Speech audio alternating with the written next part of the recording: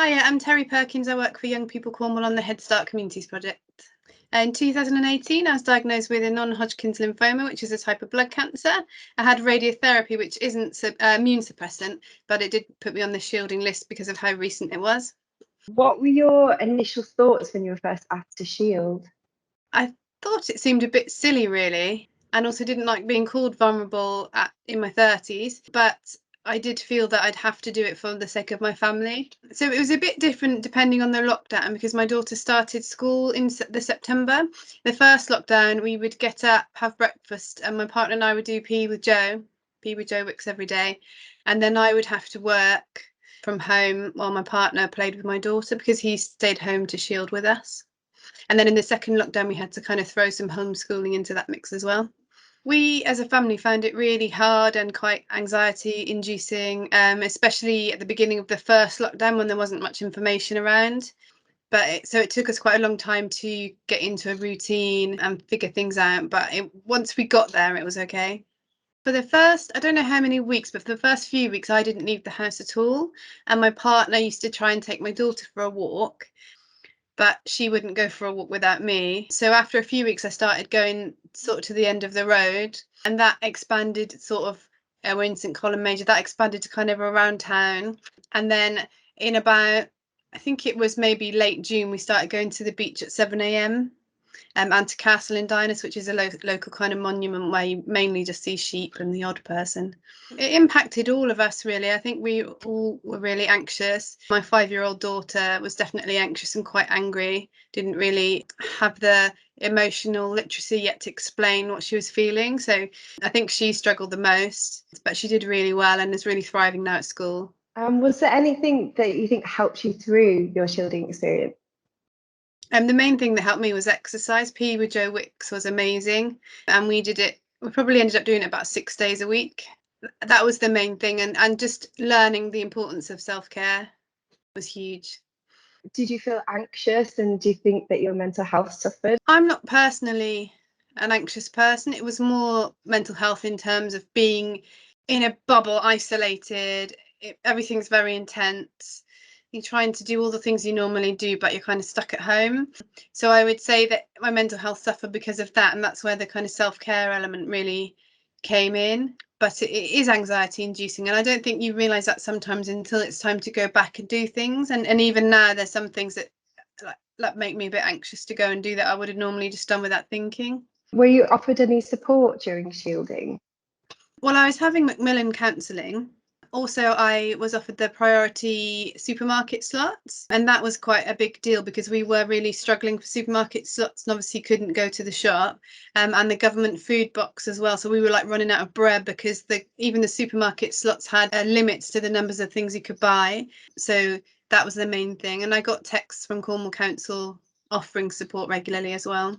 I think my only advice to Cornwall Council about the support offered is just to remember that you're not everybody that was shielding was older, because I think a lot of the advice and information was aimed at older people. For example, I did get a text saying how to exercise in lockdown when you're shielding, and I clicked on it and it went of chair aerobics for older people. So just that some of us are younger, but it's hard to tailor things, I know.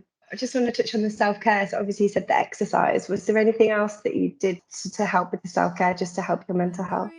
There are a couple of things I did for work that ended up being quite important and part of my self-care. One was that I did regular singing videos for Facebook for the Young People Cornwall page. And as a singer who hadn't sung for quite a while and don't often get the chance, it was a really nice outlet. So that was really good and felt like a little bit of self-care just to do that.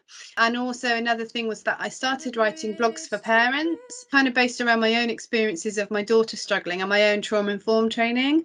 And I ended up writing blogs about shielding, getting vaccinated, getting out and about, and those were a really great way to kind of figure out my feelings and work through them, and hopefully they've helped other families as well. What have you taken away from your shielding experience? Are there any positives? Are there anything that you still would carry on doing?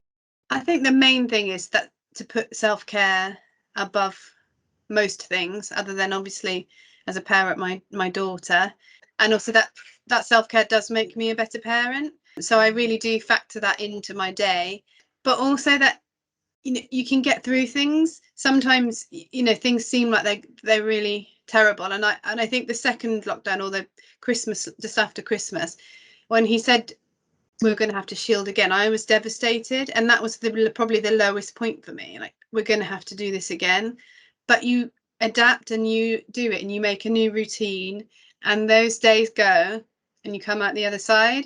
And that's what I'm holding on to. If, you know, God forbid we're in this position again, I know that we've just got to get into a routine and enjoy those little moments together, because there were some really, truly lovely little moments as a family. How do you feel now social restrictions have been lifted today in England? How do you feel about that? I feel mixed, really. I think I would say I'm very cautious. I don't want to judge anybody for their decisions, because I think it's different for us all. Personally, I'm still going to be fairly cautious. But there are certain things that I'm quite glad, like the school bubble system, I think is really tricky for young people. So I'm kind of glad that's going, even though I'm cautious about the effect of that. But I think the main thing I'm taking of it is that we all have to do what's right for us, and we can't judge other people. My mantra throughout all my blogs was stay safe, stay strong, and stay kind, and I'm sticking to that one. Have you got any advice for any parents that are struggling with how things have changed and the behaviours their children might have picked up during the pandemic? The way that we learn is that all behaviours are communication. And so if young people are behaving, or children are behaving in a way that might not seem very pleasant, it's probably because they're struggling with something. So I would just say empathy, empathy, empathy. If your child is really angry and dysregulated, they're not going to be able to tell you why in that moment. Just help them calm down, be sympathetic, be empathetic, and then you can talk later about what's going on for them. But, you know, it's a lot of young people are going to be showing behaviours that aren't great at the moment. They're not doing it to make us angry or to make our lives harder, though it can feel like it. They're doing it because they're trying to tell us something. So just stay curious, show lots of empathy, and you'll get through it. What advice would you give to anyone that's a little bit unsure about having the vaccine? I think that it's really natural to be unsure. And again, I think that you've got to do what's right for you.